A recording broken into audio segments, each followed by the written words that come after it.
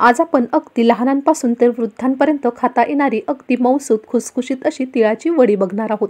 अतिशय झटपट ही वडी बनते, तरी रेसिपी शेवटपर्यंत बघा व चॅनलवर नवीन असाल तर चॅनलला सबस्क्राईब करा। तर इथे आपण तिळाची वडी बनवण्यासाठी 1 कप तीळ छान असे खमंग भाजून घेणार आहोत। इथे मी पॉलिश केलेल्या पांढऱ्या तिळाचा वापर केला आहे। तुम्हाला अनपॉलिश तीळ मिळाले तर तुम्ही अनपॉलिश तीळ वापरून देखील ही रेसिपी करू शकतात। अनपॉलिश तीळ हे अतिशय पौष्टिक असतात व रुचकर देखील रेसिपी लागते। आता तुम्ही इथे बघू शकतात मंद आचेवर आपण सतत हलवत तीळ हे रंग बदलेपर्यंत खरपूस असे भाजून घेतले आहे। तीळ असे तडतडायला लागले की आपल्याला तीळ हे एका भांड्यात काढून घ्यायचे आहे व आपल्याला तीळ हे पूर्णपणे थंड करून घ्यायचे आहे। इथे तुम्ही बघू शकतात तिळाला छान असा हलकासा रंग आला आहे, छान असा रंग बदलला आहे।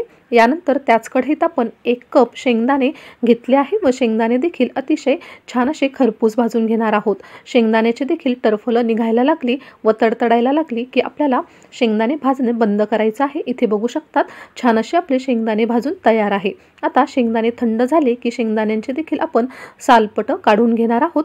तुम्ही सालासकट देखील शेंगदाण्यांचा वापर करू शकतात। आता यानंतर आपल्याला थंड झालेले 1 कप तीळ छान असे मिक्सरच्या भांड्यात बारीक करून घ्यायचे आहेत। तीळ बारीक करताना आपल्याला मिक्सर चालू बंद करत अशा प्रकारे थोडे जाडसरच हे मिश्रण काढून घ्यायचं आहे। तुम्ही बघू शकतात मिश्रण हे थोडेसे जाडसरच इथे मी ठेवले आहे।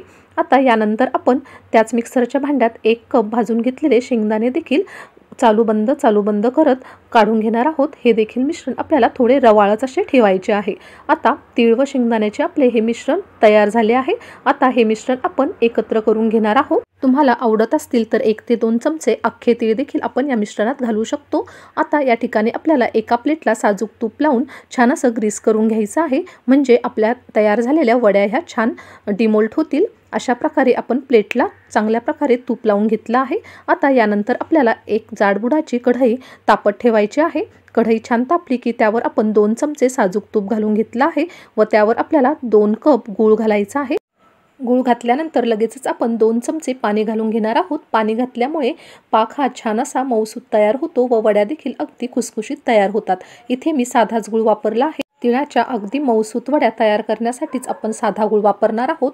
जर चिक्कीचा गूळ वापरला तर वड्या ह्या कडक होऊ शकतात, त्यामुळे साधाच गुळाचा वापर करावा। या ठिकाणी गॅस आपल्याला मीडियम ठेवायचा आहे व छान असा गूळ आपल्याला वितळून घ्यायचा आहे। आपल्याला तिळाच्या वड्या करण्यासाठी आपल्याला गुळाचा पाक न करता गूळ फक्त वितळून घ्यायचा आहे। सर्व त्यातील खडे छान असे मोडून घ्यायचे आहे। आता या ठिकाणी गूळ हा चांगल्या प्रकारे वितळला आहे। यात मी अर्धा चमचा वेलची पूड घालून घेतली आहे। त्यानंतर लगेचच आपण तयार आपलं तिळाचं आणि शेंगदाण्यांचं मिश्रण देखील घालून घेणार आहोत व हे मिश्रण आपल्याला चांगल्या प्रकारे एकत्र करून घ्यायचे आहे। आता आपल्याला गॅसची फ्लेम अगदी लो ठेवायची आहे, कमी ठेवायची आहे व हे मिश्रण सतत हलवत राहायचं आहे। गॅसची फ्लेम अगदी आपल्याला लो ठेवायची आहे, कुठेही वाढवायची नाही, नाहीतर आपला पाक हा कडक होऊ शकतो। या ठिकाणी तुम्ही व्हिडिओत बघू शकतात मिश्रण हे अगदी एकसारखं एकजीव झालं आहे व मिश्रणाने कढई देखील सोडायला सुरुवात केली आहे। आता या स्टेजला आपल्याला गॅस बंद करायचा आहे व मिश्रण साधारण अर्धा मिनिटभर सतत हलवत राहायचं आहे। लक्षात ठेवायचं आहे गॅस हा आपल्याला बंदच ठेवायचा आहे।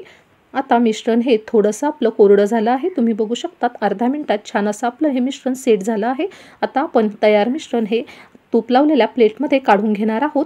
अशा प्रकारे आपण सर्व मिश्रण तूप लावलेल्या प्लेटमध्ये छान असं एखाद्या चमच्याच्या किंवा स्पॅच्युलाच्या मदतीने छान एकसारखं करून घेणार आहोत। आपल्याला ही प्रोसेस अगदी पटापट करायची असते, कारण यानंतर हे मिश्रण अतिशय कोरडं व्हायला सुरुवात होते। तुम्ही बघू शकता स्पॅच्युलाच्या मदतीने अगदी सहज हे मिश्रण छान असं एकसारखं झालं आहे। त्यानंतर मी थोडंसं वाटीला तूप लावून घेतलं आहे व वाटीच्या साहाय्याने देखील अगदी एकसारखं हे मिश्रण मी करून घेतलं आहे।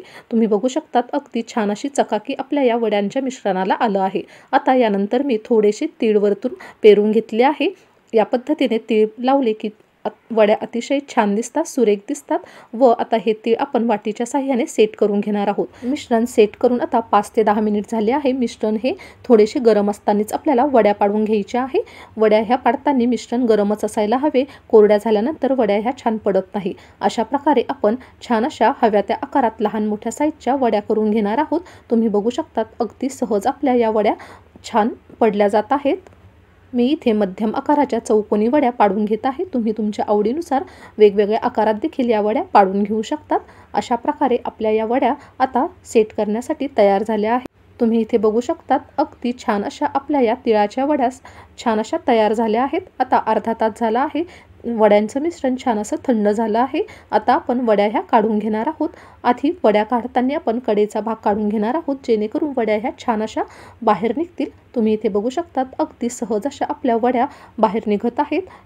छान अशा वड्या ताटापासून सुटल्या आहेत.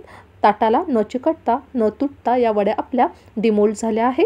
अशा प्रकारे सर्व वड्या आता आपण डिमोल्ड करून घेणार आहोत. अगदी सहज अशा या वड्या डिमोल्ड होतात.